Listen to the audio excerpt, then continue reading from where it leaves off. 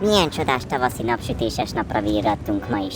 Nem is akármilyen napra. Ugyanis, tudod milyen nap van ma? Hétfő? Nem, te idióta.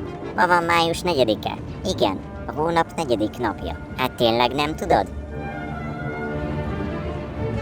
Ma van a nemzetközi Star Wars nap. Ó, ma? Igen, nem mondod, hogy eddig nem tudtad. Hát, Mi ez a hangzavar? Mi folyik itt? ennek a koncertnek most esett le, hogy ma van a Star Wars nap. Hogy micsoda? Pedig ez az a nap az évben, amely számunkra különleges.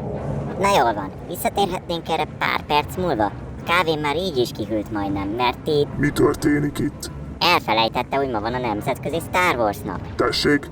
Hát hogy nem tudtad idáig, hogy van Star Wars nap? Én is ezen értetlenkedtem. Elég!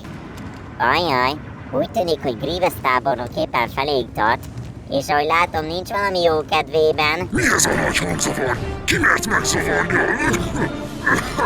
Fénykardgyűjteményem számolgatásában! De, uram, ez a droid egység elfelejtette, hogy ma van a... Nem érdekel! Ha bárki, valamelyikőtök még egyszer megzavarja a tevékenykedésemet, akkor minél előbb elintézem, hogy utána a roncstelepre kerüljetek. Megértettétek? Úgy tűnik, hogy a tábornok ma sincs valami jó hangulatban. Star Wars rajongók, boldog május 4-ét. Az erő legyen veletek.